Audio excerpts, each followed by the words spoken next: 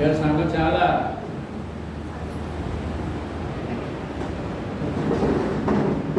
చారిగా కనపడుతుంది.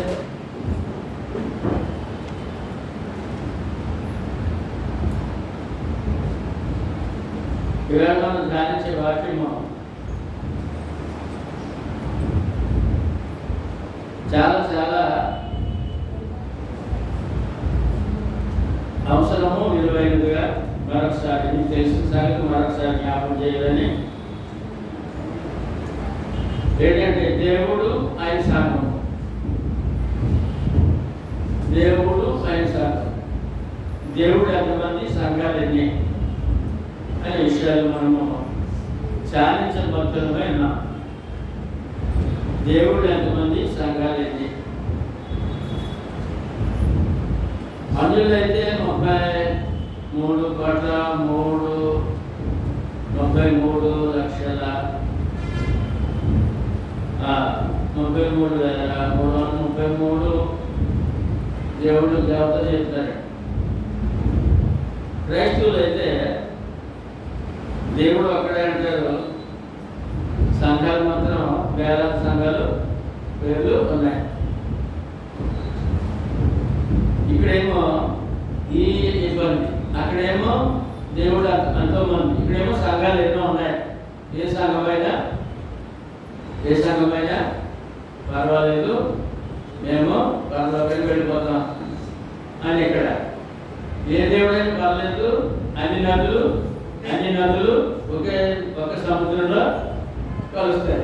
అది అక్కడ వాడు, ఇక్కడే వేయడం. ఇటువంటి సమయంలో మనం సత్యమేమో తెలుసుకోవాల్సిన అవసరం ఉంది కదా. దేవుడు ఎంతమంది, సంఘాలు ఎన్ని అనే విషయాన్ని చాలా చాలా అవసరమైందండి. అలా తెలుసుకున్న రోజున మన విశ్వాసము బలముగా దేవుని పక్షాన నుండి ఆయన ఇచ్చే పరలోక భూలోక కుటుంబ దీవులన్నీ పొందగలం. ఎందుకంటే ఆయన ఆశీర్వదించినందుకు, మేలు చేయనందుకే పిలిచారండి. ఆశీర్వదించినందుకు, మేలు చేయనందుకే పిలిచారండి. మరి ఆశీర్వాదం, మేలు పొందాలంటే ఆ సత్యమేందో తెలియాలి కదా. కనుక దేవుడి గురించి మాట్లాడినప్పుడు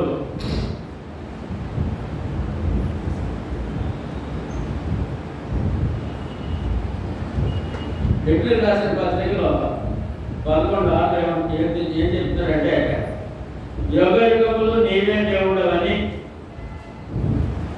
బైబిల్ ప్రకటించున్నది. యుగయుగాలు ఎంతమంది దేవుడు అండి? ఒకడే దేవుడు. అది ఏంటి చూద్దాం. ఎప్పుడు రాసిన పత్రిక 11:6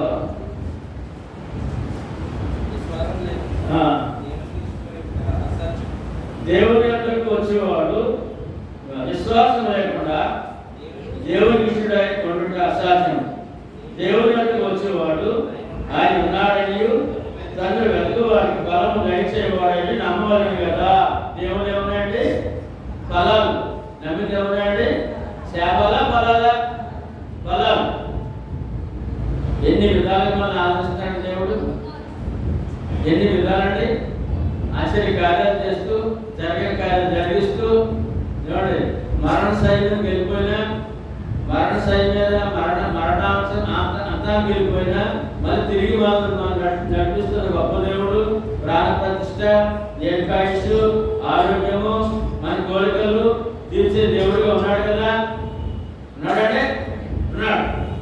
కనుక ఆయన వస్తే మేల తీర ఫలములు అన్నాడు. ఇక్కడ ఏంటంటే ఆ ఫలములు దయచేయమని నమ్మవాలి కదా. దేవుడు ఏమన్నాయండి? ఫలములు. దేవుడు ఏమన్నాయండి? ఫలములు దయచేయమని నమ్మాలన్నాడు. అంటే దేవుడు ఎప్పుడు ఇక్కడ ఒక్కడే. కీర్తనకారుడు 92లో ఆయన శాశ్వతుడైన దేవుడు అంటాడు. యుగయుగము నీవే దేవుడు అనే మాట మాట 92లో, ద్వితీయోపదేశం 33:27లో ఆయన శాశ్వతుడైన దేవుడు. ఆయన ఎవరంటే శాశ్వత కాలం ఉండే దేవుడు.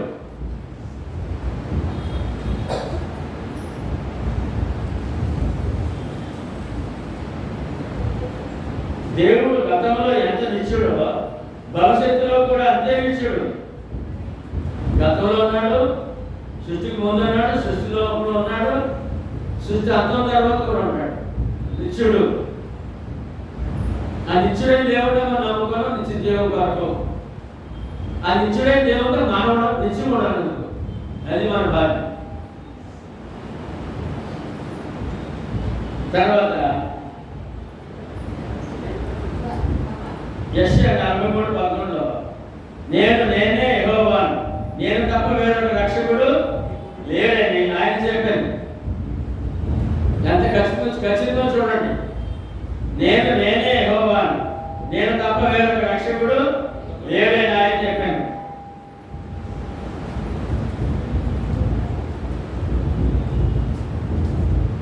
తర్వాత మత్తయి సువార్త 4:10 యేసుప్రభువు చెప్తారండి. సైతాన్తో 4:10లో నీ దేవుడైన యెహోవాకు మొక్కి ఆయన మాత్రమే సేవింపవలెనని ఆయన ఆజ్ఞాపించాడు. దేవునికే మొక్కాలట, ఆయనే సేవించాలట. యేసుప్రభువు కూడా చెప్తారు సైతాన్తో. యేసుప్రభువు వారు సైతాన్ని మొక్కమనే కోరుతున్నాడు. నాకు నమస్కారం చేయి. ఎవరంటే యేసుప్రభుని ఉపవాసం చేస్తారు 40 గణాలు అయినా. ఆయన ఎక్కువ శోధిస్తున్నాడు యేసుప్రభుని.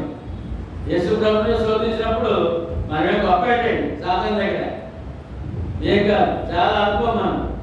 కనుక వాడు శోధకుడు. సాతాను పేరు ఏంటండి? శోధకుడు. ఆ శోధకుడు యేసుప్రభునే ఉపవాసం ఉన్నప్పుడు 40 జనాలు ఉపవాసం ఉన్నప్పుడు ఆయన శోధించడానికి వచ్చాడు. నీవు నాకు మొక్కితే, నువ్వు నాకు మొక్కు, నమస్కారం చేయి, ఈ శ్రమలు ఈ శిలువ మరణాలు ఏమి లేకుండా చేస్తాను, ఈ ప్రజలను ఇచ్చేస్తాను. ఎవడ తాగడు, ఎవడ విగ్రహం చేయడు, అందరినీ నీకు ఇచ్చేస్తాను. ఎవరిని కూడా ప్రజలో పెట్టను, పాపంలో నడిపించను, అజ్ఞానంలో ఇచ్చేస్తాను నీకు, నాకు నమస్కారమా చేస్తాను. అప్పుడు ఆయన అన్నాడు 4:10 ఏమండి, నీ దేవుడైన యెహోవాకు మొక్కి, ఎవరికనే నీ దేవుడైన యెహోవాకు మొక్కి ఆయన మాత్రమే సేవించవద్దు అని నీ దేవుడు ప్రభువుకు మొక్కి అన్నాడు.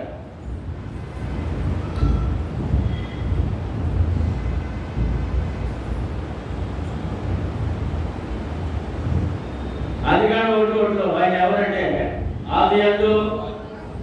ఆదియందు దేవుడు భూమి ఆకాశములను సృష్టించాడు. సృష్టికర్త.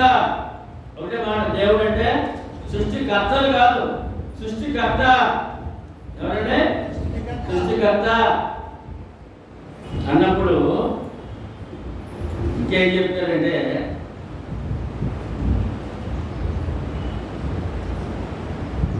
ఆయన గురించి మనం తెలుసుకోవాలంటే ఇంకా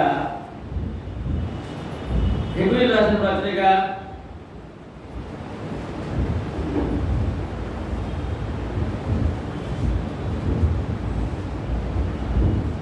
1. ఇప్పుడు ఆ దేవుడు ఎవరో తెలుసుకోవాలి కదా, తెలియలేదు మనకి.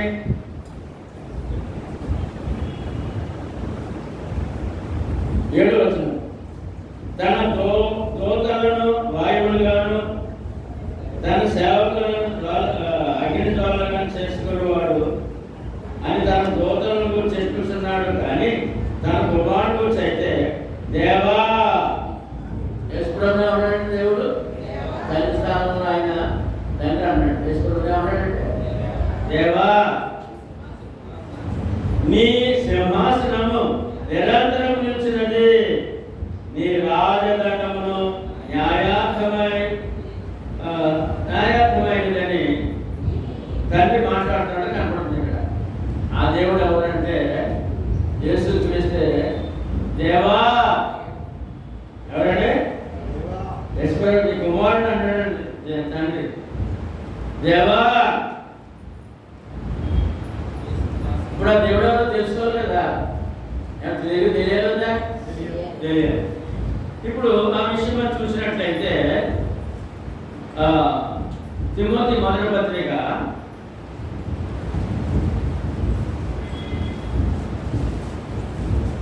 1:17 ముందు దేవుడి గురించి చెప్తానండి మీకు. 1:17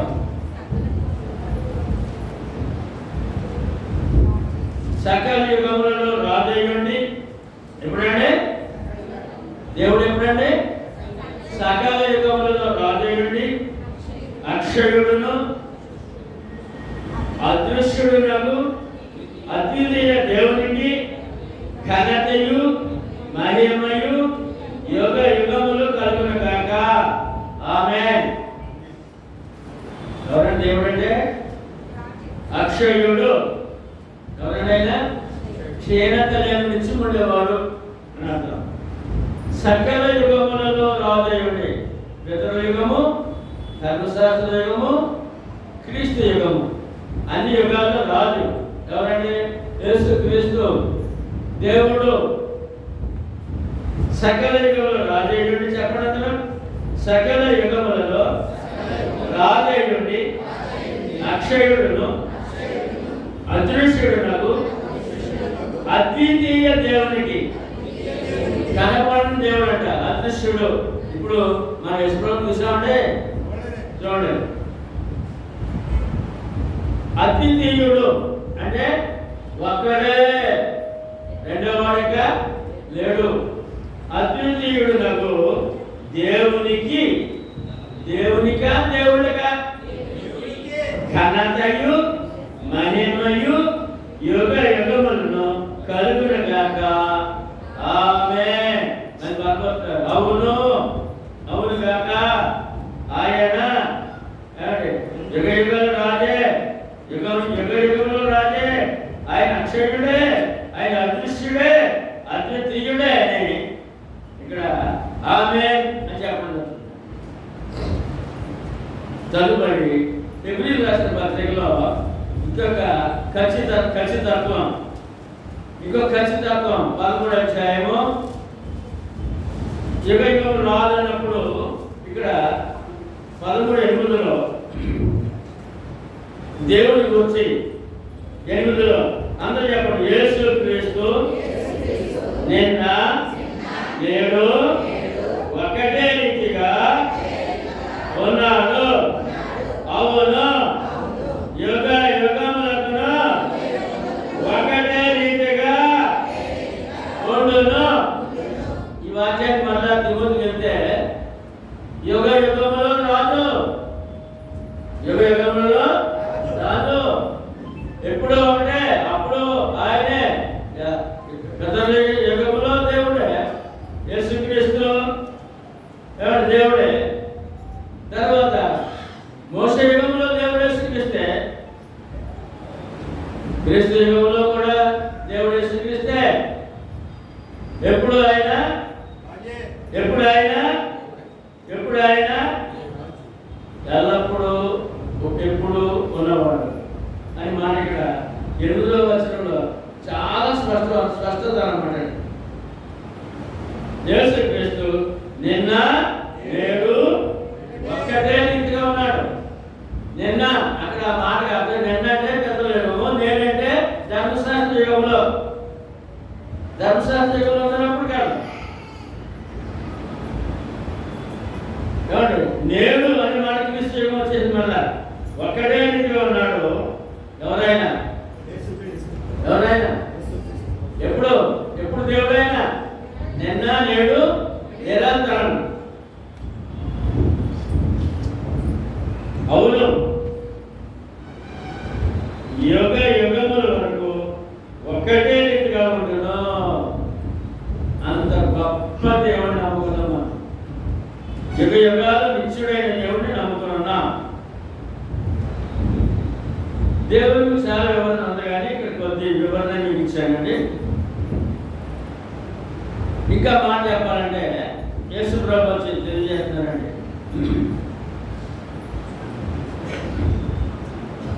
కీర్తన గ్రంథంలో అక్కడ పాత నిబంధనలో 23వ అధ్యాయంలో మాట చెప్పడం జరిగిందండి. ఏంటి మాట అంటే, యెహోవా నా కాపరి. ఎవరండి ఆయన? యెహోవా నా కాపరి. ఎవరండి? క్రొత్త నిబంధనలో అదే మాట యేసు ప్రభువు చెప్తారండి. యోహాను సువార్త 10వ అధ్యాయము 11వ వచనములో, నేను గొర్రెలకు మంచి కాపరిని. ఇప్పుడు చెప్పండి, యెహోవా వేరు, యేసు ప్రభువు వేరా?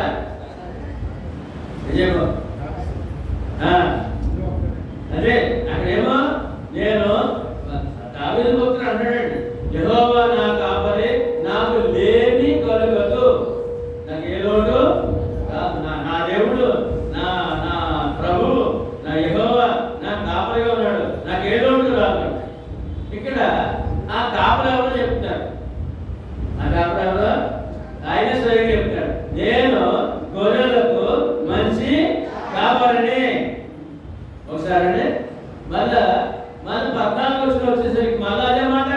14 యోహాను సువార్త 1:14లో మళ్ళా నేను గొర్రెలకు మంచి కాపరిని, మంచి కాపరి, ప్రాణం పెట్టడానికి వచ్చాను అంటాడు. ప్రాణం పెట్టాను, ప్రాణం పెట్టే కాపరి.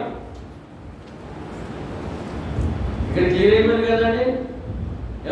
ఎవరు మన మంచి కాపరి ఎవరండి? ఇశ్రాయేలు ప్రజలకైతే యెహోవా నామంలో ఆయన స్వయంగా భక్తుడు, యెహోవా నా కాపరి, నాకు లోటు ఏమీ కాదు, ఏ లోటు రాదని చెప్పి అంత కష్టంగా చెప్పగలిగాడు. ఇక్కడ యేసు ప్రభువు స్వయంగా నేను గొర్రెలను నమ్మిన వారు అని అర్థం. గొర్రెలంటే దేవుడిని, ఒక్కడే దేవుడిని నమ్మిన వారు గొర్రెలకు మంచి కాపరిని. తర్వాత 14లో మంచి కాపరి గొర్రెలకు ప్రాణము పెట్టును అన్నారు. మరి ఇప్పుడు దేవుడు ఎవరో చాలా స్పష్టంగా తెలిసింది కనుక ఇప్పుడు మరి ఆ దేవుడిని ఆరాధించడానికి ఒక సంఘముగా ఉండవలసిన అవసరం ఉంది. అది దేవుడు ఏర్పాటు చేశాడు కనుక ఆ విషయం కూడా యేసు ప్రభువు మాట్లాడారు. యేసు ప్రభు వారే సెలవిచ్చారు. 10:16లో యోహాను సువార్త 10వ అధ్యాయము 16వ వచనంలో ఏం చెప్తారండి? ఈ దొడ్డివి కానీ వేరే గొర్రెలు నాకు కలవు. అంతకుముందు దొడ్డి ఎవరు? ఈ దొడ్డివి కానీ అంటే ఈ దొడ్డి అంటే ఎవరు? ఇశ్రాయేలు ప్రజలు. ఎవరంటే అప్పటికి దేవుని ప్రజలుగా ఉన్నారు. యేసు ప్రభువు అన్నారు, ఈ దొడ్డివి కానీ అంటే ఆల్రెడీ ఒక సంఘం ఉంది. ఆల్రెడీ ఒక పరిశుద్ధ సంఘము. ఎవరంటే ఇశ్రాయేలు ప్రజలు. ఈ దొడ్డివి కానీ, దొడ్డి అంటే సంఘము, మంద. ఏమండి? ఈ దొడ్డివి కానీ అంటే ఇశ్రాయేలు ప్రజలు కానీ వారిగా ఉన్నారు. ఈ దొడ్డివి కానీ వేరే గొర్రెలు. ఎవరంటే మనము అన్యులము. మనం ఎవరంటే ఇశ్రాయేలు ప్రజలు కాదండి, దేవునికి సంబంధము కాదండి, దేవుడు లేని వారమండి, దేవుడు ఎరగని వారమండి. సువార్త మన దగ్గర వచ్చేవారు ఎవరండి? మనం దేవుడు లేని వారము, దేవుడు ఎరగని వారము కదండి. మరి ఇప్పుడు ఈ ప్రభు సువార్త ద్వారా ఏమొచ్చినప్పుడు వేరే గొర్రెలు నాకు కలవు, అవి నా స్వరము వినును. ఏంటో స్వరము? సువార్త. ఏంటంటే నా స్వరము వినును. అప్పుడు మంద ఒక్కటియు గొర్రెల కాపరి ఒక్కడును అగును. మందంటే సంఘం. సంఘాలు ఏంటంట? ఒక్కటే. దేవుడు ఎంతమంది అంట? ఒక్కడే. ఆ దేవుడు ఎవరు? ఆ సంఘం ఏది? ఏం చెప్పానండి బాబు, ఎంత క్లియర్గా చూసారా? అంత గొప్ప జ్ఞానం దేవుడు మీకు ఇచ్చారండి.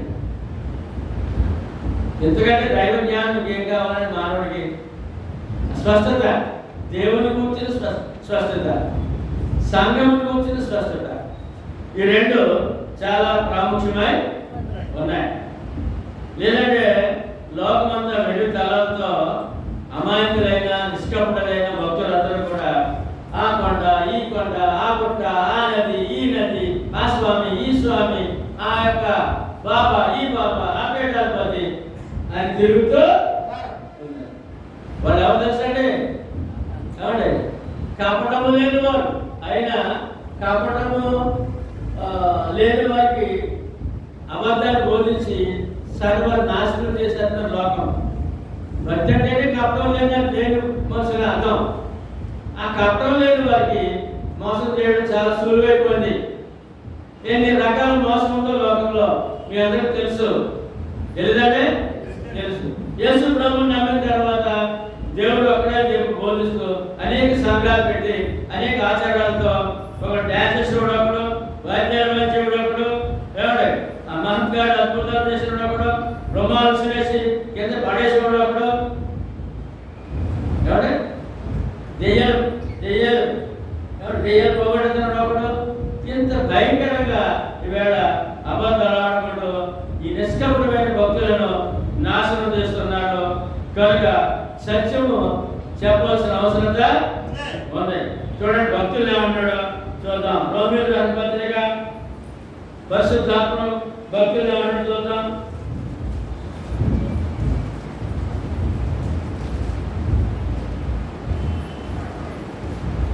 ప్రజలందరూ నిష్కపటాలండి. భక్తి కాదు, అందరూ నిష్కపటలే.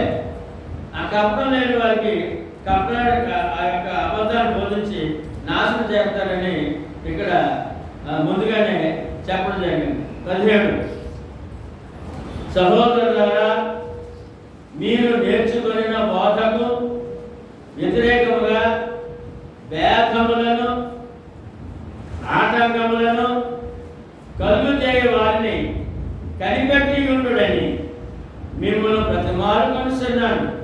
వారిలో నుండి తొలగిపోండి. ఏం కలిగి చేస్తారండి? భేదములు ఆటంకములు. ఏం కలిగి చేస్తారండి?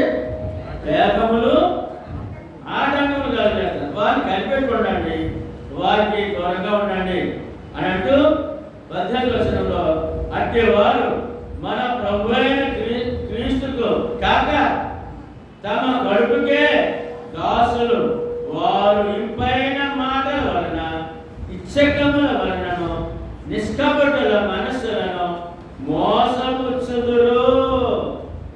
అసలు భక్తి అంటే ఏంటండి? ఆ భక్తి, నేను భక్తి వల్ల దేవుడిని నమ్ముకున్నాను, ఆ కొండకి ఈ కొండకి వెళ్ళాను, యేసుప్రభుని నమ్ముకున్నాను, కబుర్లు ప్రాప్తి, ఎక్కడ ఏ విధమైన భక్తి అయినా అది కపటం లేని వారు అన్నాడు దేవుడు. అంటే ఎవరన్నా కపటము లేని దేవుడు కావాలని కోరుకునేవారు, కపటము లేని వారు వారిని మోసం చేస్తున్నారు. లోకం చెప్తున్నాడు మోసం. ఎంత మోసం? ఎక్కడుంది మోసం? లోకం అంతటిలో ఉంది. ఇప్పుడు మనకి హెచ్చరిక ఏంటంటే మీరు నేర్చుకునే బోధ అది. ఇప్పుడు మనం ఎక్కడున్నప్పుడు దేవుడు మనకు నేర్పాడు, పరిశుద్ధ గ్రంథం ద్వారా సంఘంలో మనకు నేర్పాడు. ఆయన మీరు నేర్చుకున్న బోధ వ్యతిరేకముగా ఉంటే జాగ్రత్త చూసుకోండి. మీరు ఇప్పుడు మనకే అన్నమాట, మీకు నేర్పించిన బోధకు వ్యతిరేకంగా ఉంది లోకము, జాగ్రత్త పడండి. ఆటంకంలో కలుగు చేయని వారికి కనిపెట్టుకోండి, కనిపెట్టుకుని ఉండండి. తర్వాత ఈ విషయాలు మనం చూసినప్పుడు ఏంటో మోసం అన్నప్పుడు యేసు ప్రభు బైబిల్లోకి వస్తే కానీ మోసం అంటే తెలియదండి. సాతాను మోసగాడు. సాతాను ఎవరంటే అవ్వమ్మ మోసంలో పడి దేవుడు నిలదీసినప్పుడు తెలిసింది దానికి మోసపోయాడని. అవ్వమ్మ సాతాను మాటలని దేవుడు తన పని చేసింది. ఏం చేసింది తెలిసింది అందరికీ కదా. వద్దన్న పండు తినాలి అంటే మరణ బలం. జీవఫలము ఉంది, మరణ బలము ఉంది. జీవఫలం తినొచ్చు, మరణ బలము తినకూడదు, చచ్చిపోతారు అని అసలు ఎవరు చెప్పాడు. అయినప్పుడు సాతాను వచ్చి ఈ కపటం లేని అవ్వమ్మను మోసము చేసి ఆ పండు తినిపించి దేవుని సన్నిధి నుండి, దేవుని ఆశీర్వాదం నుండి, దేవుని యొక్క తోటలో నుండి ఎంటి వేయబడే వరకు తీసుకొచ్చాడు. ఈవేళ లోకమంతా ఆ మోసంలోనే ఉన్నాడు. ఇప్పుడు మనం సువార్త ద్వారా ఆ మోసం నుండి బయటపడ్డాం. దేవుని లోనికి వచ్చాం, దేవునితో ఉన్నాం, ఆయన తోటలో ఉన్నాం. క్రీస్తు సంఘము ఏదైనా తోట. క్రీస్తు సంఘము ప్రతి విశ్వాసి ఆ తోటలో ఒక మొక్క, ఆ తోటలో మొక్క నాటాడే. ఆ విధంగా మనకి ఖంజనమైన మోసంలో తప్పించుకున్నాం. మోసం నుండి తప్పించుకున్నాం కనుక మరలా మోసపోవద్దు అన్నాడు. మరలా మోసపోవద్దు అని చెప్పాడు. కనుక దేవుని చూసాం. ఇప్పుడు దేవుని సంఘంలో చూద్దాం. దేవుని సంఘంలో చూద్దాం. దేవుడు ఎంతమంది? సంఘాలన్నీ ఒకటే. ఆ సంఘంలో చూద్దాం. ముందుగా మనకి కీర్తనాకారుడు 127:1 యెహోవా ఇల్లు కట్టించిన ఎడల దాని కట్టువారు ప్రయాసము వ్యర్థమే అని ఇక్కడ ముందుగా కీర్తన 23 చూసినప్పుడు యెహోవా నా కాపరి నాకు లేమి. ఆ మాటకి కొత్త నిబంధనలో యేసుప్రభువే కాపరి. యేసుప్రభువే కాపరి. ఇక్కడ యెహోవా ఇల్లు కట్టించిన ఎడల కట్టువారి ప్రయాసము వ్యర్థమే అని ఎవరు చెప్తారంటే దావీదు భక్తుడు తెలియజేస్తారు. ఇల్లు కట్టించడం, ఇల్లేంటి అంటే మన ఇల్లు అనుకున్నాం. మన ఇల్లు అనుకున్నామండి. మరి మన క్రైస్తవ కుటుంబాలు నిర్మాణం చేశారనుకోండి, వారు పిలిచినప్పుడు సేవకులైన మేము ఇదే వాక్యం చదువుతాం. యెహోవా ఇల్లు కట్టించిన ఎడల కట్టువారి ప్రయాసము వ్యర్థమని. ఇది ఆత్మీయ గృహం గురించి మాట్లాడారు. ఏంటా ఇల్లు అంటే ఫిబ్రవరి రాసిన పత్రిక 13వ అధ్యాయము 1-6 చూసినట్లయితే ఆ ఇల్లు అది.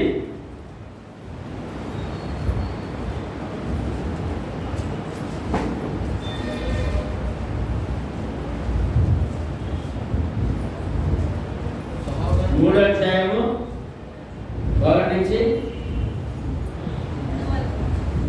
ఇందువలన పరలోక సంబంధమైన పిలుపులో పాలు పొందిన పరిశుద్ధ సహోదరులారా, మనం ఒప్పుకొనిన దానికి అపోస్తలుడును ప్రధాన యాజకుడునైన యేసు మీద లక్ష్యముంచుడి. దేవుని ఇల్లంతటిలో ఎవరిల్లంటే దేవుని ఇల్లంతటిలో మోషే నమ్మకముగా ఉండినట్లు ఆయన కూడా తన్ను నియమించిన దానికి వానికి నమ్మకముగా ఉండెను. ప్రతి ఇల్లును ఎవడైనా ఒకరి చేత కట్టబడును, సమస్తను కట్టినవాడు దేవుడే. ఇంటి కంటే దాన్ని కట్టినవాడు ఎక్కువ ఘనత నొందునట్టు ఈయన మోషే కంటే ఎక్కువ ఘనతకు అర్హుడుగా ఎంచబడి ముందు చెప్పబో సంగతులకు సాక్షాత్తుగా మోషే పరిచారకుడై ఉండి దేవుని ఇల్లంతటిలో నమ్మకముగా ఉండెను. ఎవరింటి అయితే క్రీస్తు కుమారుడై ఉండి ఆయన ఇంటి మీద నమ్మకముగా ఉన్నాడు. ధైర్యమును నిరీక్షణ వలని ఉత్సాహమును తులమట్టుకు స్థిరముగా చేపట్టినలా మనమే ఆయన ఇల్లు. ఎవరా మనము? సంఘము. క్రీస్తు సంఘమే దేవుని ఇల్లు. ఎఫెసీయులకు రాసిన పత్రిక 1:19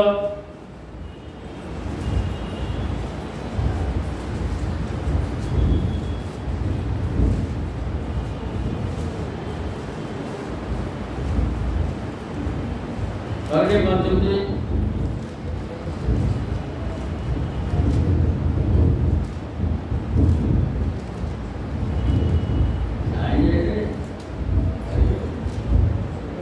2:19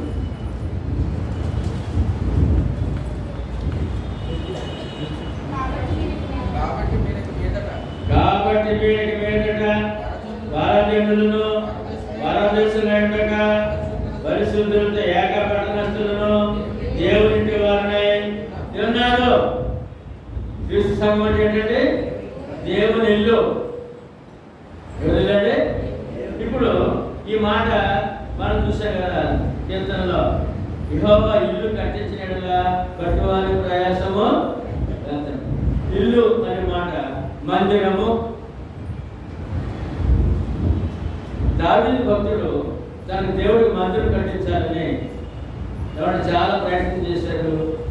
కొన్ని టన్నుల వందల టన్నుల బంగారం, వెండి, ఇనుము, కర్ర, రాడు అంతా రెడీ చేశాడు. దేవుడు అన్నాడు, నువ్వు కట్టడం లేదు, నీ కుమారుడు కడతాడు, నీ కుమారుడు కడతాడు అన్నాడు. అది ఆయన మనసులో ఉంది అన్నమాట.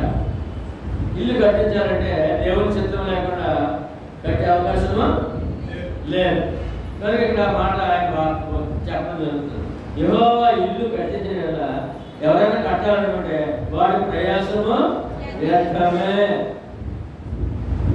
ఏమండి, కొండ మీద ఆయన దర్శించినప్పుడు యేసుప్రభు వారు శిష్యులు అంటారు, ఏమండి, కొండ మీద ఆయన దర్శనము అంటే ఆయన మహిమ తేజస్సు శిష్యులు చూస్తారు. ముగ్గురు శిష్యులు కొండ మీద ఏకాంతంగా. అక్కడ ఈయన ఆశ్చర్యపోతారు శిష్యులు. అక్కడ ఎవరు కనపడ్డారు? ఎప్పుడో చనిపోయిన ఏలియా, మోషే ప్రవక్తలు ఆత్మలో యేసు ప్రభుతో మాట్లాడుతూ వచ్చి ఆ సీన్ మీరు చూశారు. చూసి ఆశ్చర్యపోయి అబ్బులు పడిపోయి ఈ పేతురు గారు ఆ ఆనందంతో మాట చెప్పాడండి. ఏమనంటే, ప్రభువా మనము ఇక్కడ ఉంటే మంచిది. మత్తయి సువార్త 17:1-5 వరకు చూసినట్లయితే చాలా స్పష్టంగా ఉంటుంది. ప్రభువా మనం ఇక్కడ ఉండుట ఎక్కడంటే కొండ మీద. ఎక్కడంటే ఇక్కడ నీకొకటి, మోషేకొకటి, ఏలియాకొకటి పర్ణశాలలు, మందిరాలు లేక సంఘాలు కడతాను అన్నాడు. అప్పుడు ఏమండి, పరలో నుంచి తండ్రి కలుగు చేసుకుని, ఇదిగో ఈయన నా ప్రియ కుమారుడు, ఈయన మాట వినుడే. మీరు ఇష్టానుసారంగా సలహాలు చెప్పడానికి ఆలోచించేందుకు మీకు ఏం అవకాశం, అధికారమో ఏదో అని అక్కడ ఒక గర్దింపు వచ్చింది. తీరా చూస్తే యేసుప్రభు ఒకరే కనపడ్డారు. కనుక ఆ విషయాన్ని మనం చూసినట్లయితే ఇక్కడ లోకంలో ప్రతి వాడు ప్రభువు నమ్మి వారు నచ్చిన ప్రకారం ఒక మందిర సంఘాన్ని కట్టేసుకుంటాడు. ఒక పర్ణశాల లేక ఒక మందిరం, ప్రార్థనా మందిరం, ఏ మందిరం అనేసి కట్టేసుకుంటారు.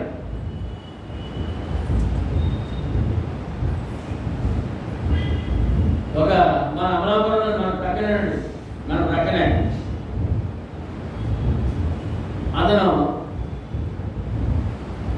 ప్రభుని నమ్ముకున్నాడు.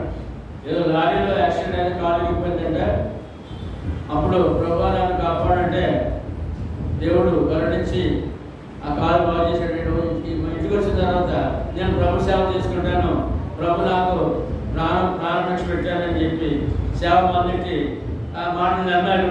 ఆ చుట్టూ ఉన్న ప్రజలు, బంధువులు ప్రభుని నమ్ముకున్నారు. చిన్న సంఘం ఏర్పడ్డారు. అప్పుడు ఆ సంఘానికి ఆ తర్వాత ఆ సంఘం నాకు తెలిసిందే.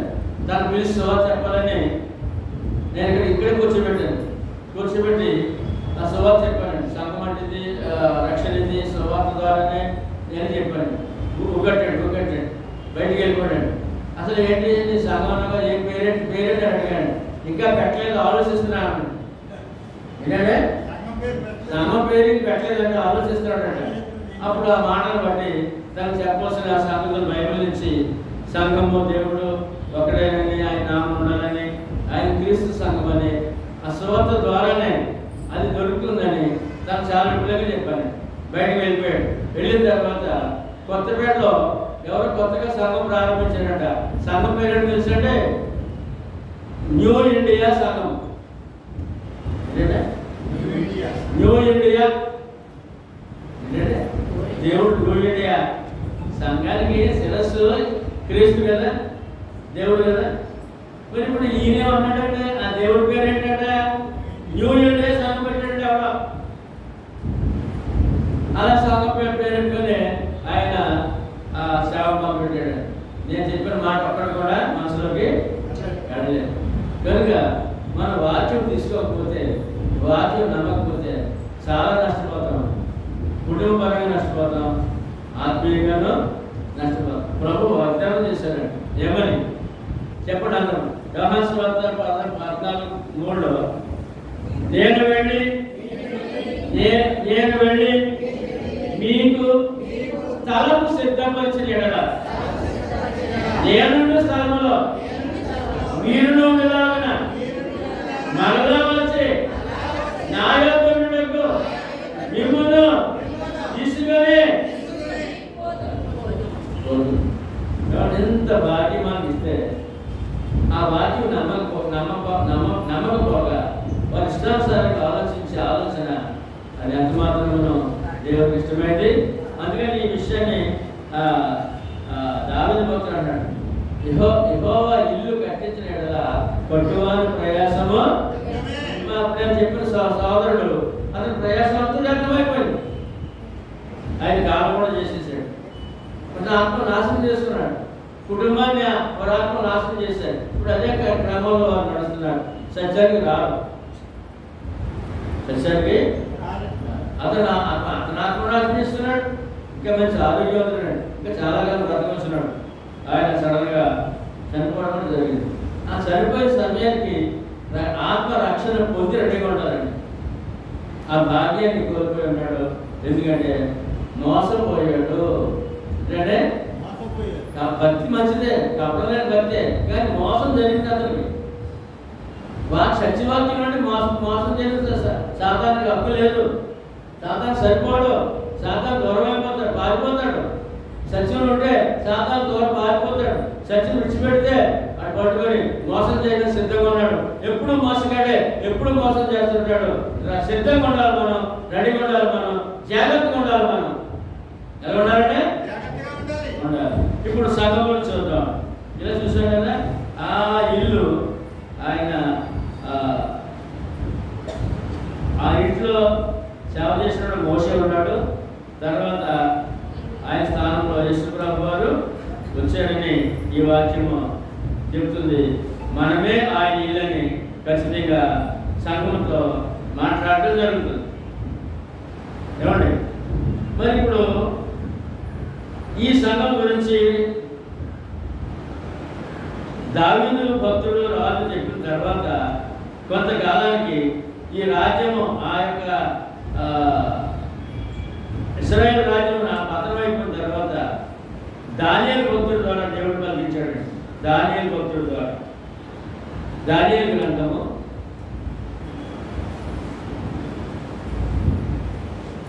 2:44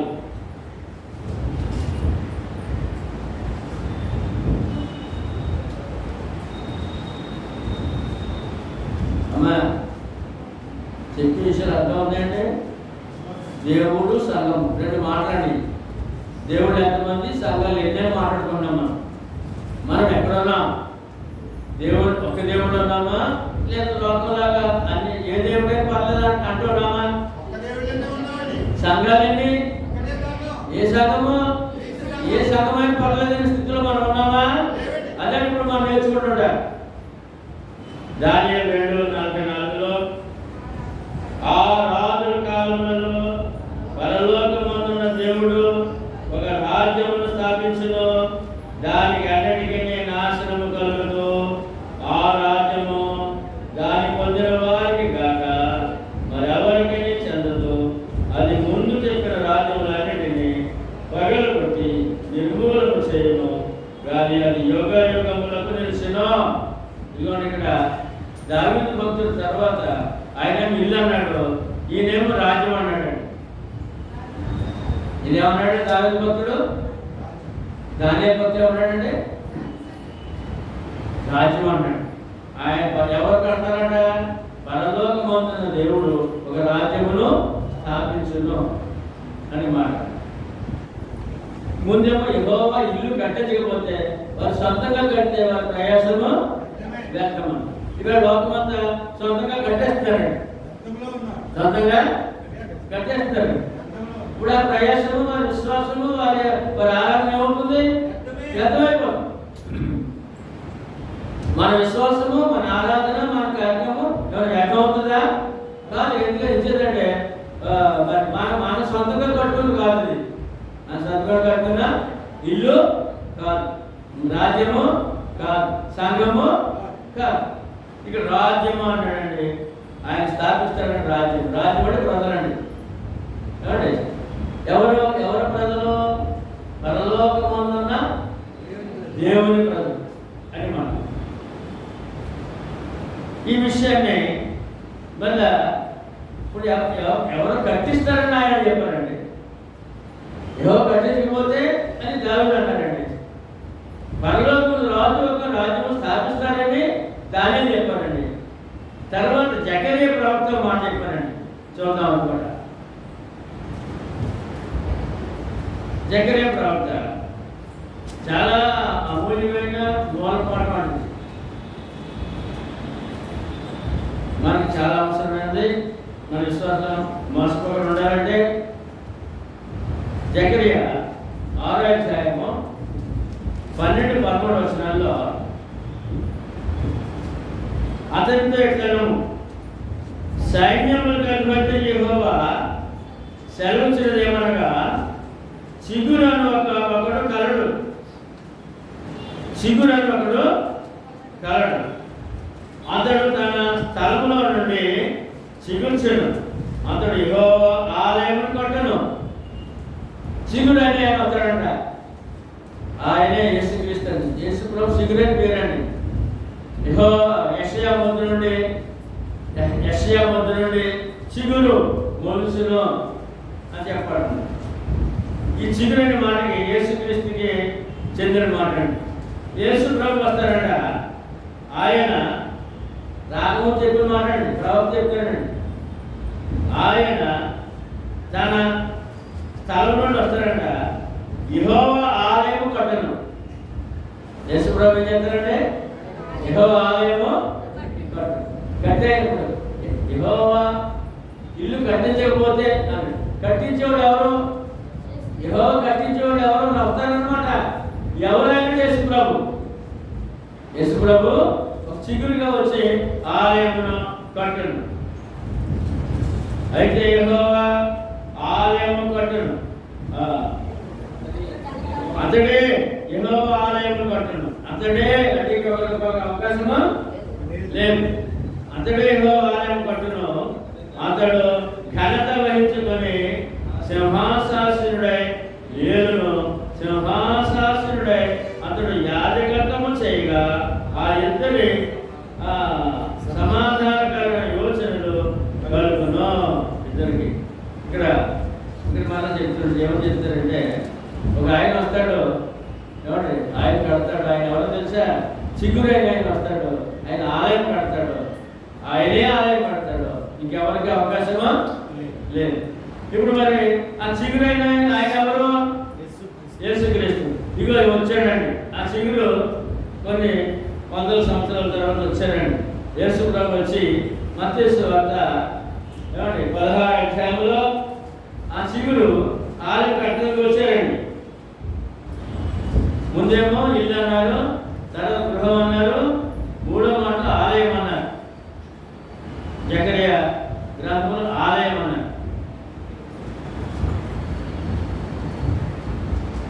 సంఘానికి 2 పేర్లు ఉన్నాయండి. ఇల్లు, గృహము, తర్వాత రాజ్యము, ఆలయం. రాజ్యము, ఆలయం. మత్తయి సువార్త 16వ అధ్యాయము 13 నుంచి చదువుతాం. ఇది వచ్చాడండి. ఎవరు వస్తారు? ఒక చిగురు వస్తాడు. ఆయన దేవాలయం ఆలయం కడతారన్నారు కదా. ఆ చిగురు ఆయన యేసుక్రీస్తు వచ్చారండి. వచ్చి ఆలయం గురించి సిద్ధపాటు చేస్తారండి. కట్టడానికి పనివారు సిద్ధపాటు చేస్తారండి. కట్టడానికి ఆలయం కట్టాలి, పనివారు కావాలి కదండి. కానీ ఇల్లు కట్టాలి, పనివారు కావాలి కదా. మరి ఆలయం కట్టడానికి పనివారు సిద్ధపడతారండి. యేసుప్రభు వారు 13 నుంచి యేసు పిలుపుదైన కైసరయ ప్రాంతానికి వచ్చి మనుషు కుమారుడు ఎవరని యేసు ప్రభు శిష్యులను తీసుకొని ఒక ప్రాంతానికి వెళ్ళారంట. ఆ ప్రాంతం పేరేంటండి? యేసు పిలుపుదైన కైసరయ ప్రాంతం. పిలుపు అనే యొక్క రాజు వెళ్ళినటువంటి ప్రాంతం కైసరయ ప్రాంతం. ఆ ప్రాంతం పేరు కైసరయ. చాలా పెద్ద పట్టణము. అక్కడ తీసుకెళ్ళండి శిష్యుల్ని. యేసు ప్రభు తీసుకెళ్ళి అక్కడ కూర్చున్నారటండి. కూర్చుని మాట్లాడుతున్నారన్నమాట. ఇప్పుడు ఎక్కడ తీసుకెళ్ళారో చూడండి. మనుషు కుమారుడు ఎవరని ఆ జనులు చెప్పుకొస్తున్నారని తన శిష్యులు అడుగుగా అన్నాడు. అక్కడ ఆగండి. ఎక్కడ తీసుకెళ్ళి ప్రశ్నలు అడుగుతున్నాడు యేసు ప్రభు అంటే పిలుపుదైన కైసరయ ప్రాంతంలో దగ్గరకు యేసు తన శిష్యులను తీసుకుని వెళ్ళి అక్కడ కూర్చున్నాడు. కూర్చున్నప్పుడు ఆ ప్రాంతం ఏంటంటే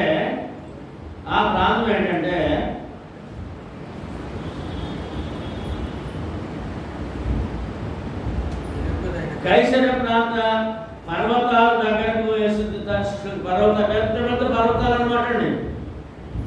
కొన్ని వందల అడుగుల ఎత్తులో ఉన్న మహాపర్వతాలను తీసుకెళ్ళాడండి శిష్యుల్ని. ఆ పర్వతాల దగ్గర అక్కడ ఒక సీన్ చూపిస్తున్నాడండి యేసు ప్రభు. ఇప్పుడు అది ఉంది.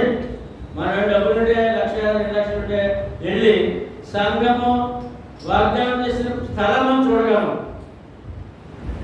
ఆ కైసరయ ప్రాంతం, ఆ కొండ, యేసు ప్రభు కూర్చున్న స్థలం అని ఉన్నాయండి. అక్కడ తీసుకెళ్ళి ఒక సీన్ చూపించాడండి. ఏంటో సీన్ అంటే ఈ కొండ దగ్గర ఏమండి ఫరో చక్రవర్తి కైసర్ ఐగుస్తు అనే ఆయన దేవుడిగా పూజించే మందిరం ఉందండి. చక్రవర్తిని దేవుడిగా పూజించే మందిరము ఒకటి ఉంది అక్కడ. రోమా చక్రవర్తిని దేవుడిగా పూజించేవారు అన్నాడు. ఆయన మందిరం కట్టారు. మరి మన వారు గాంధీ తాకో మందిరం కట్టారు కదా. ఎవరు ఎన్టీ రామారావు మందిరం కట్టారు. అలా జయలలితకు మందిరం కట్టారు నాయకులు. మరి కట్టారు కదా. అలాగే ఇప్పుడు అక్కడ ఉన్నటువంటి ఆ పరిపాలనలో చక్రవర్తిగా మందిరం కట్టారండి. దేవుడు ఎవరంటే కైసరు ఐగుస్తు. ఆయన చక్రవర్తి చనిపోయాడు. పెద్ద మందిరం అండి. ఈ కొండ దగ్గర ఉంది. అప్పుడు ప్రభు కాలంలో సిద్ధంగా అయిపోయింది. అయినా ఆ ఆనవాళ్ళు ఉన్నాయి, ఆ బోర్డులు ఉన్నాయి. రెండవది ఇంకో మందిరం ఉందండి కొండ దగ్గర.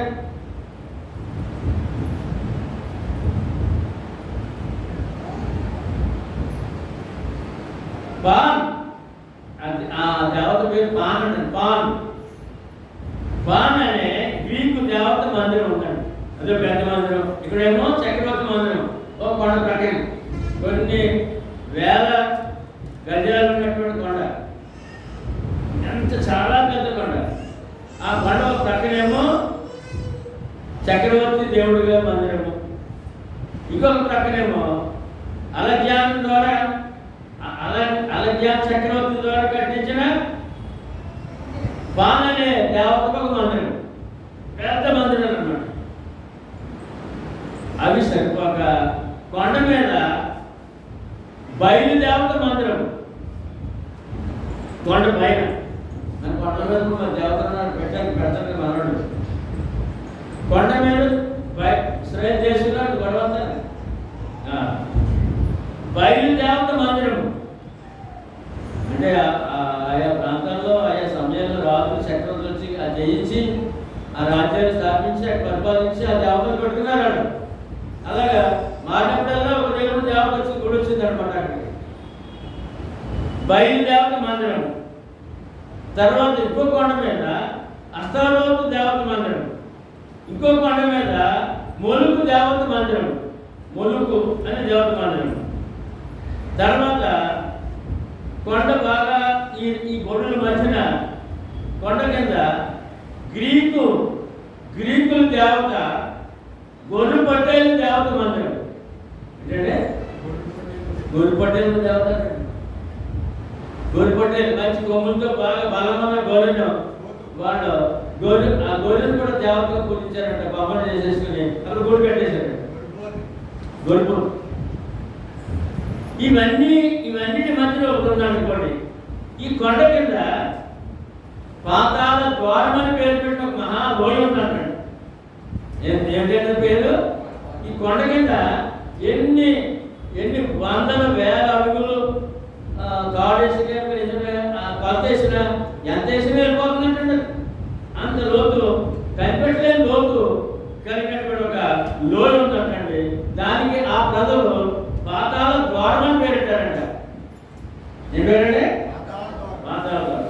ఇన్ని సంఘటనలు చూసిన అక్కడ కూర్చోబెట్టి అవన్నీ చూపించి వీళ్ళకి అర్థం అవ్వాలి కదా శిష్యులకి, ఏంటి ఏం చేస్తున్నారు, ఏం చేయాలి, లోకానికి అవసరం ఏంటి చెప్పాలి కదా.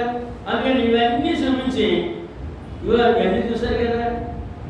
చక్రవర్తి మందిరం ఉంది, వాదేవత మందిరం ఉంది, గొర్రెపొట్టేల మందిరం ఉంది, బయలుదేవత మందిరం ఉంది, ఏమండి అస్తరోం దేవత మందిరం ఉంది, ములుగు దేవత మందిరం ఉంది, ఏమండి.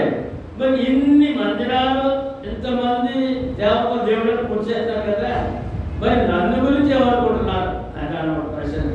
ఇవన్నీ చూపించి ఇవన్నీ దేవతలు, పెద్ద పెద్ద గుడులు, వాళ్ళు పూజలు చేస్తున్నారు, భక్తిగా ఉన్నారు, చాలా మంది అక్కడ ఆచరిస్తున్నారు.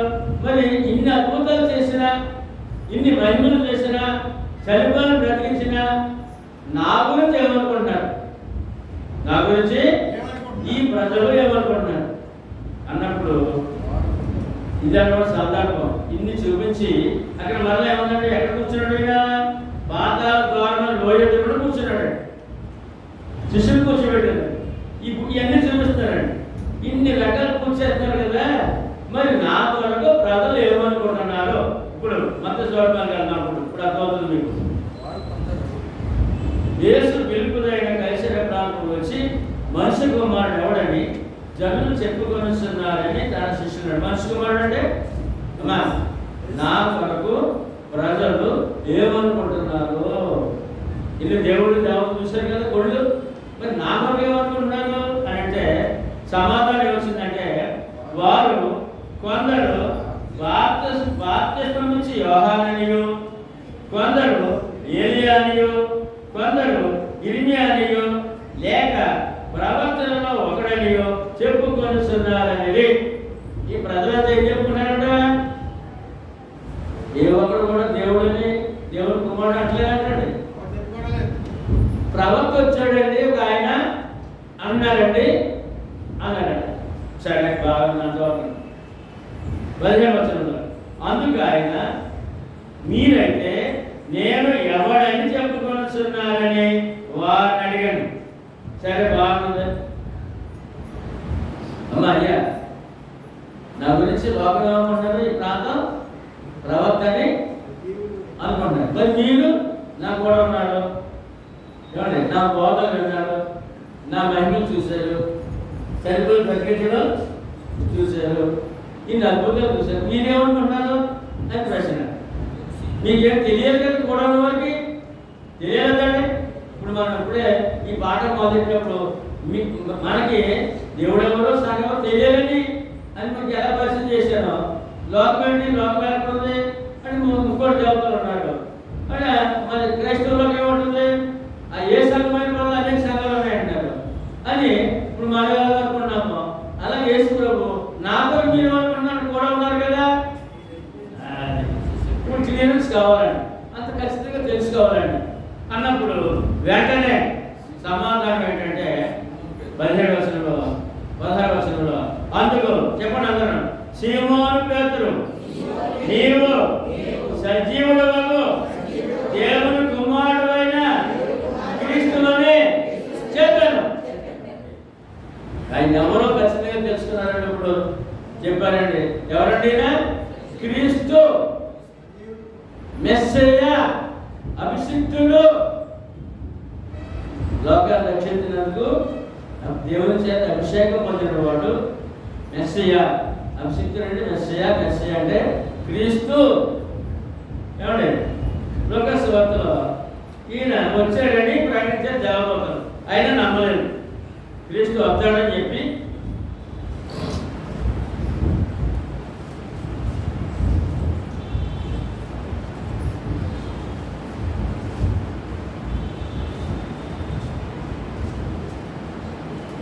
లూకాసు వార్త 1:8 2:8 చాలా గొప్ప సంగతి.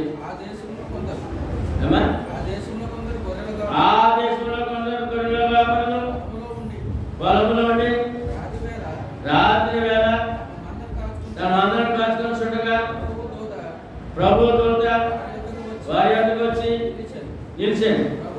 ప్రభు మహిమ వారి చుట్టూ ప్రకాశించినందున భయపడి, అయితే ఆ దూత భయపడి ఇదిగో ప్రజలందరికీ కలగబోవు మహా సంతోషకరమైన సువార్తమానము నేను మీకు తెలియజేస్తున్నాను. దావీదు పట్టణమందు నేడు రక్షకుడు మీ కొరకు పుట్టి ఉన్నాడు.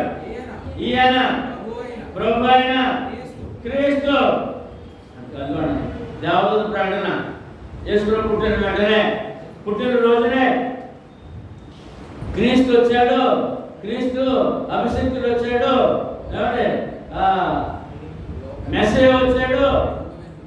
మెస్సయ్య ఇశ్రాయేలు ప్రజలు ఎదురు చూసే రక్షకుడు వచ్చాడు. రక్షకుడు మీ కొరకు పుట్టి ఉన్నాడు. వార్త వచ్చేసిందండి. పుట్టినరోజు నుంచి ఇప్పటికి 30 సంవత్సరాలు అయిందండి. యేసుప్రభు ప్రశ్న అడిగేటప్పటికి 33 సంవత్సరాలు అయిందండి. ఇప్పటి వరకు కూడా యేసుప్రభు క్రీస్తుగా గుర్తించలేదు. ఎవరన్నా క్రీస్తుగా గుర్తించలేదు.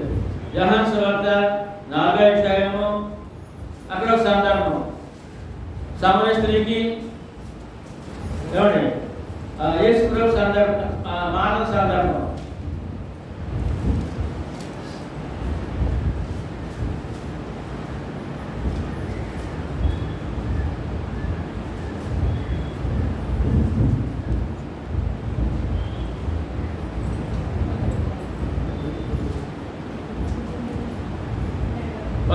పదకొండు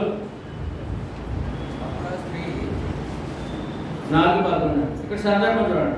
అప్పుడు ఆయన స్త్రీ బావి దగ్గర సందర్భం అండి. బావి దగ్గర సమరయ దేశంలో బావి దగ్గర యేసుప్రభు నిలబడ్డారు.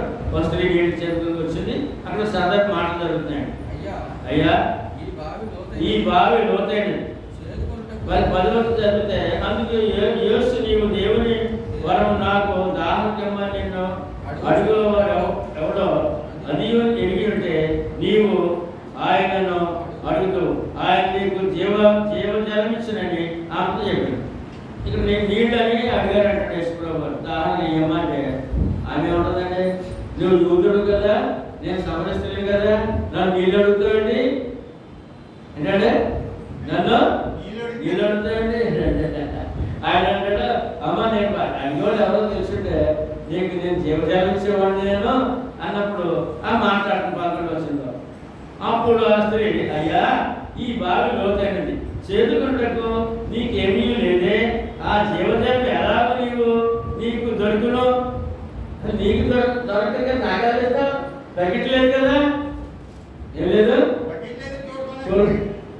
అని అడుగుతుంది. 12 వచ్చిందో ఆమె మరిక మాట్లాడుతున్నాడు. తానును తన కుమారులను పశువులను ఈ బావి నీళ్ళు త్రాగి మాకిచ్చిన మన తండ్రి యాకోబు కంటే నీవు గొప్పవాడువా. యేసుప్రభు ఏమంటుందంటే యాకోబు కంటే గొప్పవాడు వాడు, ఆయన ఇచ్చేది బావి, ఆయన లభించేది బావి అని అడుగుతున్నాడు అని ఆయన అడిగాడు. అందుకు యేసు ఈ నీళ్లు త్రాగు ప్రతివాడును మరలా తప్పికొను, నేను ఇచ్చి నీళ్లు త్రాగు వాడు ఎప్పుడూ తప్పికొన్నా, నేను వారికి ఇచ్చిన నీళ్లు నిత్యజీవమునకై వానిలో ఊరేడి నీటి బొగ్గగా ఉండనని ఆమెతో చెప్పాడు. ఈ బావి నీళ్ళు తాగితే మళ్ళీ దాహం అవుతుంది. నేను ఇచ్చి నీళ్ళు తాగితే మళ్ళీ దాహము నిత్యము జీవించుంటాడు అని ఆ స్త్రీ ఆయన చూసి, అయ్యా నేను దప్పికొనకున్నట్లు, నేను చేదుకొనకు ఇంత దూరం రాకున్నట్లు ఆ నీడు నాకు దయచేయమని అడుగుగా, యేసు నీ వెళ్ళి నీ పెనిమిటిని పిలుచుకుని ఇక్కడికి రమ్మని ఆమెతో చెప్పాడు. ఆ స్త్రీ నాకు పెనిమిటి లేడనగా యేసు ఆమెతో, నాకు పెనిమిటి లేడని నీవు చెప్పిన మాట సరియే. అది నీళ్ళు ఇస్తాను, ఒక పని చేయమ్మా, దంపతులు ఉండాలి, దంపతులు ఉంటాయి కానీ అది ఆ జీవజలం దొరకదు అని అన్నారంట. నేను భర్తను తీసుకురామ్మా, ఇద్దరికి ఇస్తాను అంటే ఆమె అన్నట్టు నాకు భర్త లేడండి అన్నాను. ఏం చెప్పిందంటే ఆయన అన్నాడంటే, నీకు 5 భర్తలు ఉన్నారు ఎంతమంది? ఇప్పుడు ఇంట్లో ఉన్నాడు ఒక అతను కూడా నీ భర్త కాదు అన్నాడు. అయ్యి బాబోయ్, నా రహస్యాలనే చెప్పాను. నీకు 5 పెనిమిటి, ఇప్పుడు ఉన్నవాడు నీ పెనిమిటి కాడు, సత్యమే చెబుతున్నాను. అప్పుడు ఆ స్త్రీ, అయ్యా నీవు ప్రవక్తలని గ్రహించుతున్నాను. మా పితరులు ఈ పర్వతం మీద ఆరాధించరు కానీ ఆరాధించిన స్థలము యెరూషలేములో ఉన్నదని మీరు చెప్పుకుందరని ఆయనతో అనగా, యేసు ఆమెతో ఇట్లా, అమ్మా ఒక కాలం వచ్చున్నది, ఆ కాలం ఈ పర్వతం మీద ఆయనను యెరూషలేములో ఆయనను తండ్రిని ఆరాధించు, నా మాట నమ్మము. మీకు తెలియని దాన్ని ఆరాధించేవారు, మేము మాకు తెలిసిన దాన్ని ఆరాధించేవారు, రక్షణ యూదుల నుండి వచ్చున్నది అని చెప్పి ఇంత విషయాన్ని చెప్పడం జరిగింది.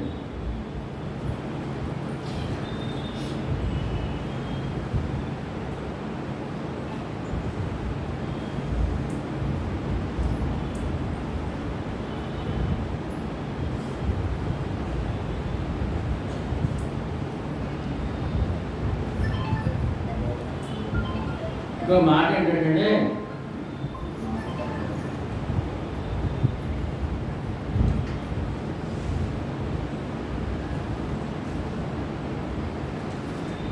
ఇక్కడ సందర్భం ఏంటి తెలుసండి, ఇవన్నీ చెప్పిన తర్వాత నువ్వు మాట్లాడదండి. ఏంటి తెలుసండి,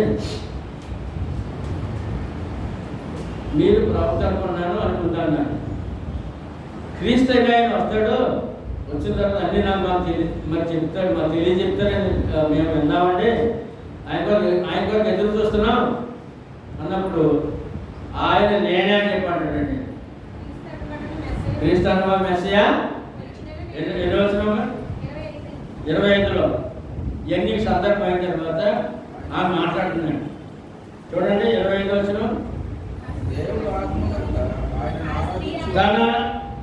ఎంతమ్మా, ఆ స్త్రీ ఆయనతో, క్రీస్తనబడిన మెస్సయ్య వచ్చునని నేను ఎరుగుదును. ఇది చెప్పిన తర్వాత అంటే ఆరాధన గురించి కూడా మాట్లాడాక ఆమె అంటుందంటే, క్రీస్తు మెస్సయ్య వచ్చునని నేను ఎరుగుతాను. అంటే ఇశ్రాయేలు కూడా ఎవరు చూస్తున్నారంటే క్రీస్తు వరకు చూస్తారు, మెస్సయ్య కూడా చూస్తారు అని మేము ఎరుగుతాం అన్నాడా.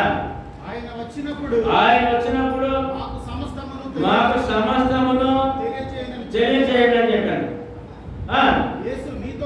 యేసు నీతో మాట్లాడుతున్నా, నేనే ఎవరి కొరకు చూస్తారండి? ఇశ్రాయేలు ప్రజలు క్రీస్తు కొరకు చూస్తారు. ఆ మాట సమస్య చెప్పిందండి. యూదులందరూ చూస్తారు, ఇశ్రాయేలు ప్రజలందరూ చూస్తారు. కానీ ఆయన వచ్చాడండి, ఆయన 30 సంవత్సరాలు పాల్గొచ్చాడండి, అనేక అద్భుతాలు చేశాడండి. అయినప్పటికీ క్రీస్తుగా తెలుసుకోలేదండి. ఇప్పుడు ఈయన కొండలోకి తీసుకెళ్ళి అక్కడ ఈ కొండలోకి కైసరపునామం కొండలోకి తీసుకెళ్ళి విగ్రహాలను చూపించి అప్పుడు నా గురించి వీళ్ళు ఏమనుకున్నారు అంటే ప్రవక్త అన్నారు. అంతకుముందు ఈవిడే ఉంది, ప్రవక్త అన్నది కదండి. ఇప్పుడు మళ్ళీ ఎవరు చూస్తుందని చెప్పింది, క్రీస్తు వరకు చూస్తాను. ఈయన ఉన్నాడు, నీతో మాట్లాడుతున్నా నేనే క్రీస్తునే అని చెప్పాడు. ఇప్పుడు శిష్యులు ఏం చెప్పారండి, ఇంతవరకు ఒక స్త్రీ స్త్రీకి బయలుపరిచాడు, నేనే క్రీస్తునని. ఇప్పుడు శిష్యులు వాళ్ళు ఎంత తెలుసుకుని వాళ్ళు చెప్తున్నారు మీరు క్రీస్తు అని. అది ఇక్కడ యేసుప్రభువునే మెస్సియా అనగా అభిషిక్తుడు, లోక రక్షణకు అభిషేకం పొందిన వాడు క్రీస్తు అని నామాన్ని ఒప్పుకున్నాడు. ఒప్పుకున్నారు కదా. అప్పుడు అంటారు వేసుకోండి. ఇప్పుడు మత్తయి సువార్తకి వెళ్దాం.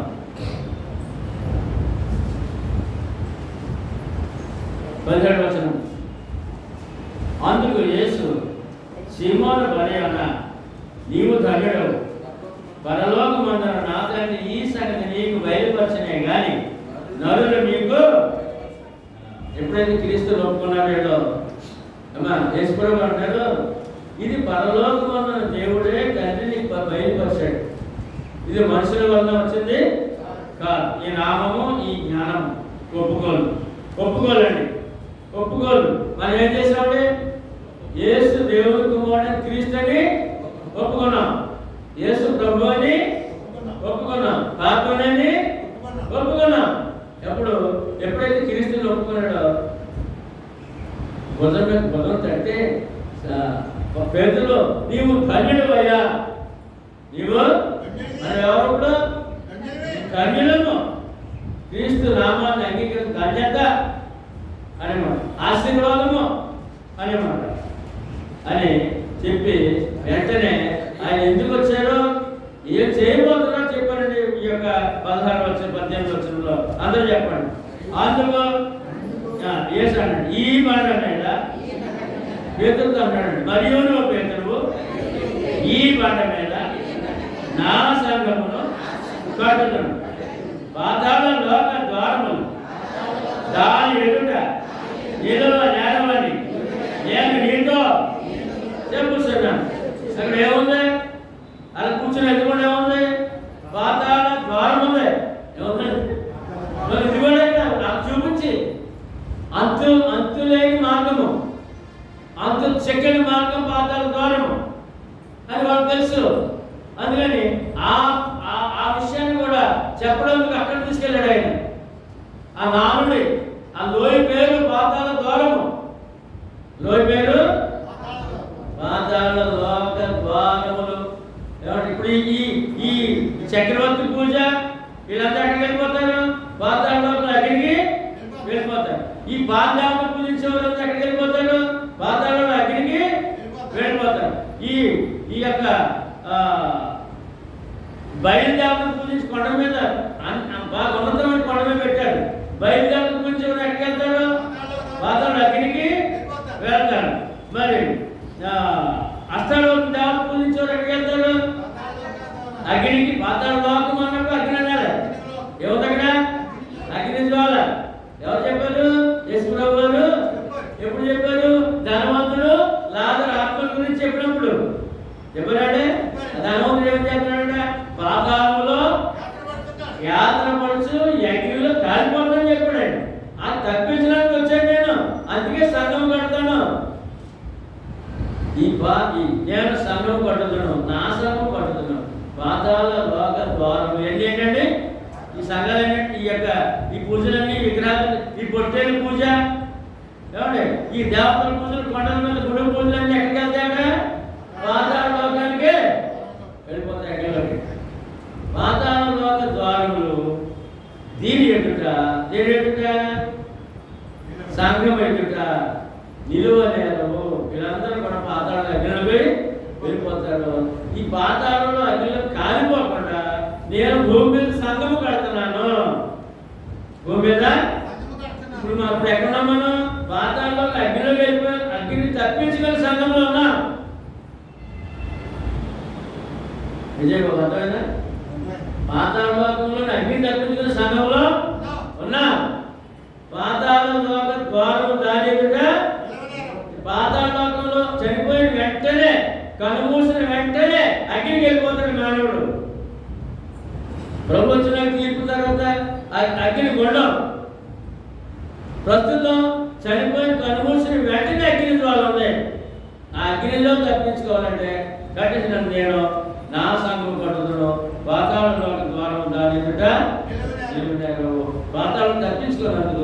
ఆ సంఘం కడుతున్నాను, అందులో ఉన్నవాళ్ళు రక్షించబడతారు, వాతావరణంలో అగ్ని తప్పించుకుంటారు, ఆత్మ విశ్రాంతి పొందుతారు, ఆత్మకే విశ్రాంతి పొందుతారు అని అందుకు సంఘం కట్టడానికి వచ్చానని చెప్పి ఆయన ఖచ్చితంగా వారికి చెప్పడం జరిగింది. మన 19వ వచనంలో ఈ సంఘానికి ఏం పేరు మళ్ళీ అందరూ చెప్పండి. పరలోక రాజ్యం యొక్క 19వ వచనం అండి, మత్తయి 16:19.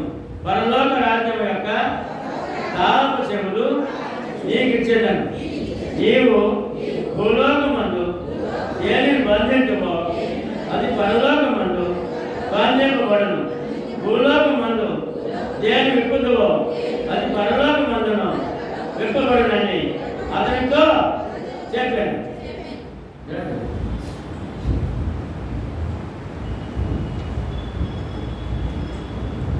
ఈ సంఘం పేరు ఏంటంటే పరలోక రాజ్యం. అంటే ముందేం చెప్పారు? ఇల్లు, యెహోవా ఇల్లు. రెండోసారి ఏం చెప్పారు? పరలోకమున దేవుడు రాజ్యము అన్నారు. తర్వాత ఏం చెప్పారు? గృహము, ఆయన ఇల్లు అని చెప్పారు. తర్వాత ఏం చెప్పారు? ఆలయం అని చెప్పారు. తర్వాత ఏం చెప్పారు? పరలోక రాజ్యం అని చెప్పారు. ఎందుకంటే సంఘం పేరు పరలోక రాజ్యం అని చెప్పి 20వ వచనం ఏమన్నా చేసండి, ఇంతవరకు క్రీస్తుని ఎవరికి తెలీదు, ఎవరు ఒప్పుకోలేదు.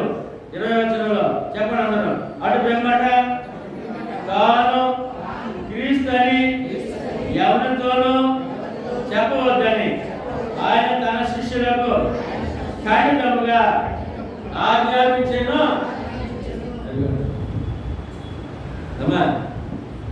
ఎవరైనా చెప్పొద్దన్నారు. ఎవరైనా తెలిసింది ఎవరికి? క్రీస్తు అని తెలిసింది.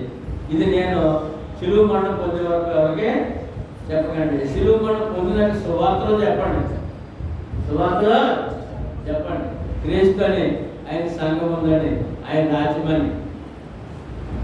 ఇప్పటికీ లోకం అంతా ఏమండి ఎక్కడున్నారంటే ఈ రాజ్యానికి బయట ఉన్నారు. పరలోక రాజ్యానికి బయట ఉన్నారు, లోపల మనం ఎక్కడున్నాం? లోపల ఉన్నాం. చూద్దాం ఏమండి, మత్తయి సువార్త 7వ అధ్యాయము 21వ వచనంలో 7:21లో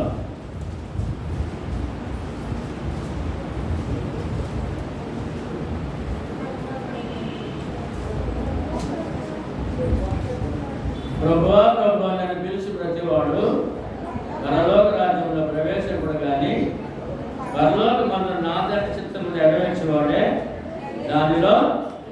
ఇప్పుడు దేవుడు ప్రభు చిత్తం ఏంటంటే ఎందుకు సంఘం కడతారు? ఇక్కడ ఎవరు వాగ్దానం చేశారు? ఈ కొండ దగ్గర ఈ కైసరి ప్రాంతం తీసుకెళ్ళి ఇదంతా కళ్ళకు చూపించి వాడికి అర్థమయ్యేలాగా ఇదిగో సంఘం కడతాను. ఆ పని బాధ్యత ఎవరికి అప్పించారు? అపోస్తలులకి అప్పించారు. అపోస్తలుల సువార్త ద్వారా 3000 మంది బాప్తిస్మంతో యెరూషలేములోనే సంఘం స్థాపించబడింది. యెరూషలేములోనే సంఘము స్థాపించబడింది. ఆ సంఘంలో ఇప్పుడు మనం ఉన్నామండి, ఉన్నాం.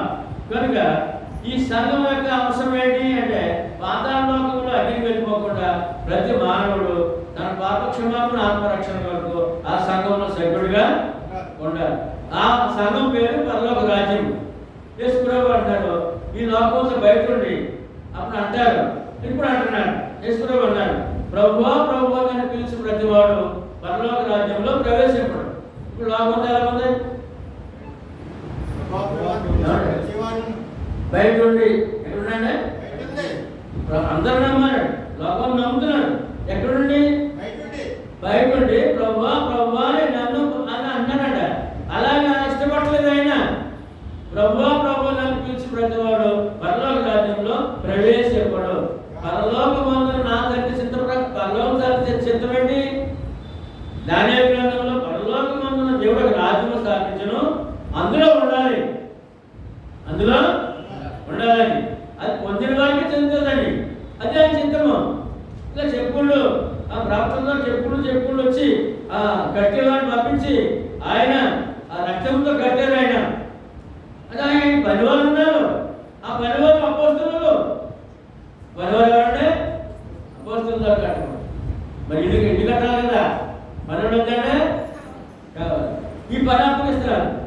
అప్పగిస్తే ఏమన్నాడు ఆయన? ఏమండి అప్పగిస్తాను ఎవరైనా తెలుసంటే ఇది పరలోక రాజ్యం అంటే తాళం ఇస్తున్నాను అన్నాడు. ఈ అపోస్తలులకి అధికారం ఇచ్చాడండి. ఆ ఇల్లు కట్టే అధికారం పని అప్పగిస్తున్నాడండి. ఎంత అన్ని చూపించి మీరు ఒప్పుకోలు తీసుకుని ఒప్పుకోలు కావాలి కదా, ఏం కావాలండి? ఒప్పుకోలు కావాలి. ఒప్పుకున్నారు క్రీస్తుని. అయితే ఆ పేరు మీద సంఘం కడతాను. నా సంఘము క్రీస్తు సంఘము, ఆ యొక్క బండ అంటే క్రీస్తు.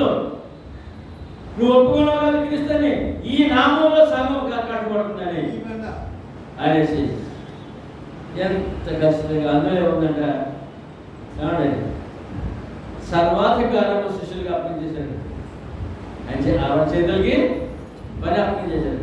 ఇప్పుడు ఎవరి బోధ ద్వారా రక్షణ పొందగలము, ఎవరి బోధ ద్వారా ఆ సువార్త మనకు వస్తుంది, ఎవరి బోధ ద్వారా పాప క్షమాపణ ఆత్మరక్షణ దొరుకుతుంది, ఎవరి ద్వారా ఆ సంఘంలో ప్రవేశం దొరుకుతుందంటే అపోస్తుల బోధ.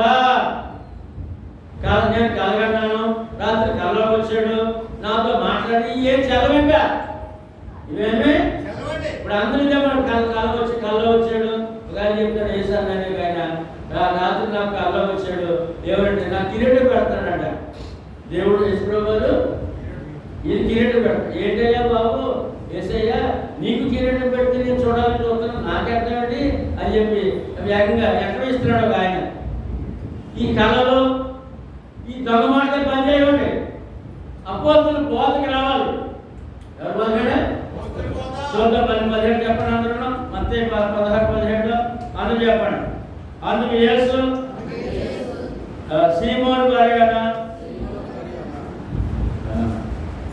నీవు కన్నడు 20 అండి సార్ 20 అండి అటు ఏమంట తాను 19 అండి సార్.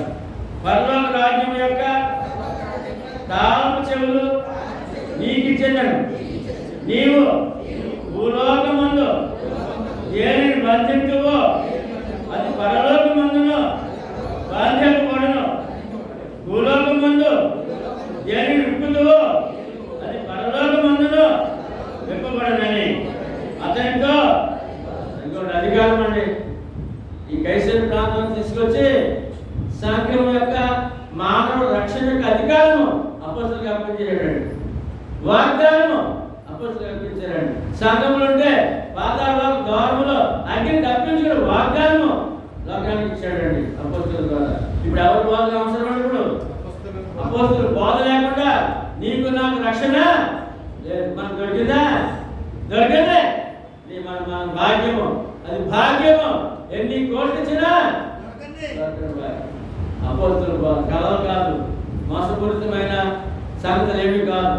ఏమండి పరిశుద్ధాలు దిగింది, కళ వచ్చింది, అక్కడికి వెళ్ళమని ఇక్కడికి వెళ్ళి మాట్లాడి చాలా మోసకరమైన లోకంలో ఉంది.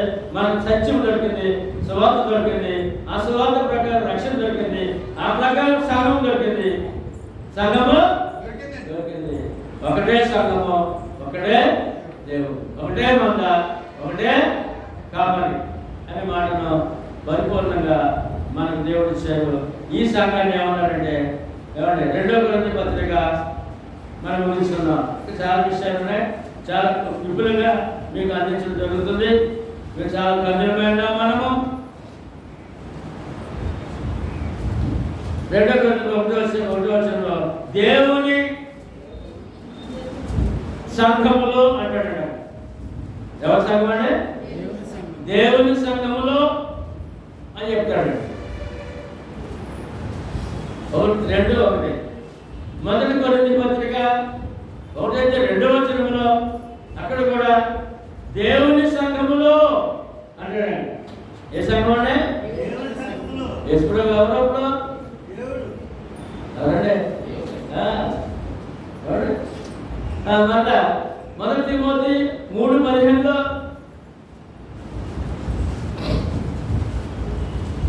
3:15 దేవుని మందిరములో వచ్చిందండి కట్టడం. క్రీస్తు సంఘం ఏంటంటే దేవుని మందిరము. ఏంటమ్మా? రైట్. దేవుని మందిరంలో మనం అర్థం చెప్పాలి కదా. దేవుని మందిరం అంటే మరి ఎక్స్ట్రా వెళ్ళిపోతాడేమో. దేవుని మందిరం ఎక్కడ ఉంది కదా, ఏవో మందిరం అక్కడికి వెళ్ళిపోతాడేమో. మరి దేవుని మందిరం అనగా దేవుని సంఘములో, ఏ సంఘమే? దేవుని సంఘములో జనులు ఎలాగో ప్రవర్తించవలను ఆ సంఘం మీకు తెలియజేయవలని ఈ సంఘం మీకు రాయించున్నాను. ఆ సంఘము సత్యములకు స్తంభమును, జీవము గల దేవుని సంఘము. ఏ సంఘం అనేది? అమ్మా మన సంఘం అండి అంటే దేవుని మందిరం, నిజమైన దేవుని ఆలయము, నిజమైన దేవుని మందిరం. ఎక్కడ జరుగుతున్న అవసరమా లేదు. ఏమంటే మరి ఇప్పుడు దేవుని జీవము గల దేవుడు ఎవరైనా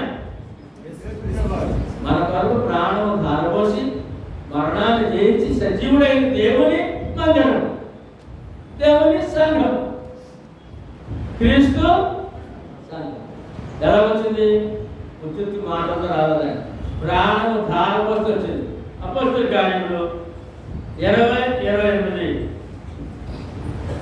అంత చెప్పండి. దేవుడు తన స్వరక్తమిచ్చి సంపాదించిన తన సంఘం.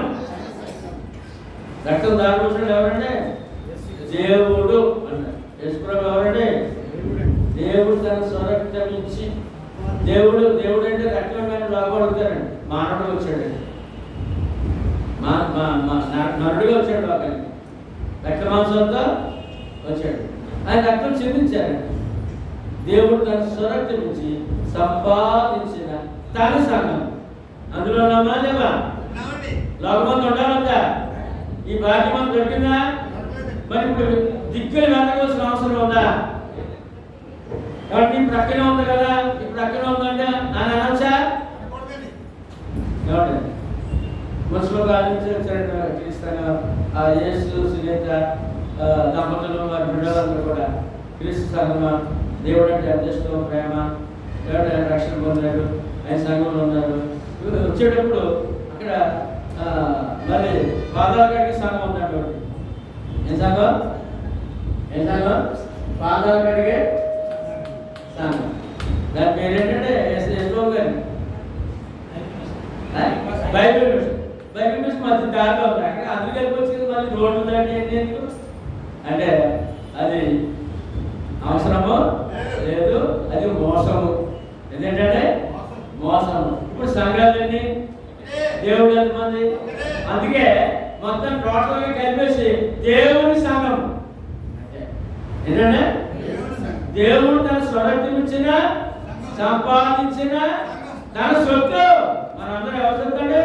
ఆయన రక్తం నుంచి కొనుక్కున్నాడు, మనల్ని సంపాదించుకున్నాడు. ఆయన సొత్తు అండి.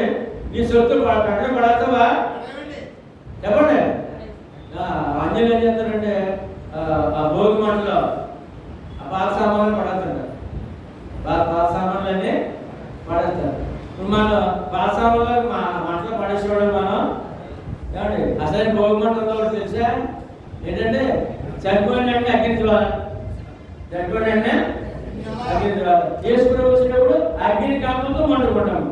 అసలైన భోగి మంటలో ఉందంటే ఇప్పుడు అందులో పనికిరాని చెత్త నువ్వు పడేసి వస్తువా? తన సొత్తు. ఎవరమ్మా? తన సొత్తు. దేవుడు తన స్వరక్తం సంపాదన తన సొత్తు. తన సొత్తు. నీ సొత్తు జాగ్రత్తకుండా ఆ కంట్లోనూ అన్నది